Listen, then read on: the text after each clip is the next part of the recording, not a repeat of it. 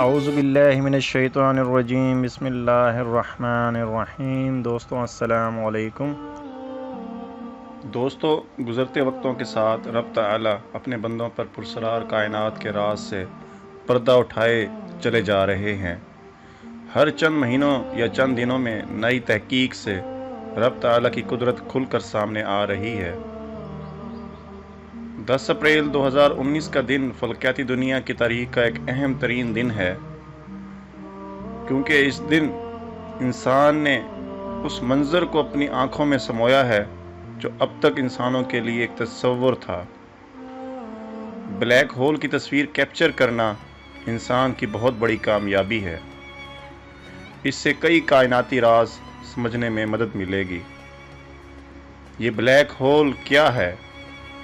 Science کی دنیا میں انہیں کبھی تو دوسری کائنات میں جانے کا راستہ کہا جاتا ہے اور کبھی موت کا گڑھا۔ کوئی ستارہ جب اپنی زندگی کے آخری حصے میں ہوتا ہے تو وہ پھٹ جاتا ہے یا پھر بلیک ہول میں تبدیل ہو جاتا ہے۔ یہ بلیک ہول اس وقت بنتا ہے جب اس کے تمام مادے کو چھوٹی جگہ میں قید کر دیا جائے۔ اگر ہم اپنے سورج کو ایک ٹینس بال جتنی جگہ میں مقید کر دیں تو یہ بلیک ہول میں تبدیل ہو جائے گا۔ بلیک ہول دراصل کسی ستارے کی موت کے بعد کی زندگی کا ایک منظر ہوتا ہے۔ جو جتنا بڑا ستارہ ہوگا اس کا بلیک ہول بھی اتنا ہی بڑا بنے گا۔ ایک ستارے کی طبعی عمر تقریباً 12 ارب سال ہوتی ہے۔ ہمارا سورج بھی تقریباً آدھی عمر کو پہنچ چکا ہے۔ آج کل یہ اپنی عروج کے وقت سے گزر رہا ہے۔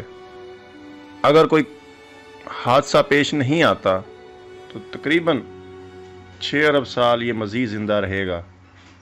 ستارے کے مرنے کا منظر بڑا دلکش ہوتا ہے۔ کوئی بھی ستارہ جب مرنے کی طرف بڑھتا ہے تو اس کی روشنی اور حرارت میں اضافہ ہو جاتا ہے۔ آج سے 2 ارب سال بعد سورج کی روشنی آج کی روشنی کے مقابلے میں 500 گنا زیادہ ہوگی، اور اس کی حرارت اس قدر زیادہ ہوگی کہ زمین کا یہ سرسبز سیارہ کب کا بنجر ہو چکا ہوگا۔ اس کے بعد سورج پھیلنے کے عمل سے گزرے گا، اور جہاں آج موجود ہے اپنی ان حدوں سے نکل کر وہ سب سے پہلے اپنے ارد گرد کے گھومنے والے سیاروں عطارد یعنی مرکری کو نگل لے گا۔ اس کے بعد سیارہ زہرہ یعنی وینس کو ہڑپ کرے گا۔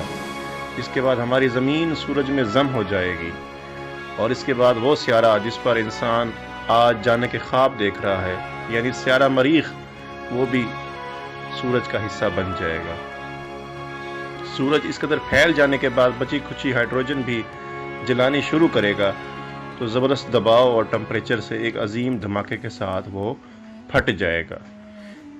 اس کے بعد بھی کئی مراحل پیش آئیں گے، لیکن آخر میں یہ ایک بلیک ہول بن جائے گا۔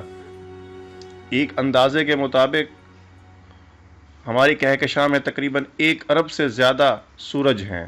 اس کا مطلب یہ ہے مستقبل میں 1 ارب بلیک ہول بن سکتے ہیں۔ اب سوال یہ پیدا ہوتا ہے کہ کیا بلیک ہول کی تصویر کشی ممکن ہے؟ تو ایسا نہیں ہے۔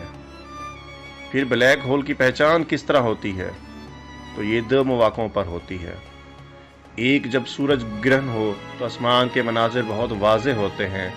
یہی وجہ ہے کہ آپ نے دیکھا ہوگا کہ جہاں سورج گرہن ہوتا ہے وہاں پوری دنیا سے فلکیات دان اپنی دوربینیں لے کر پہنچ جاتے ہیں۔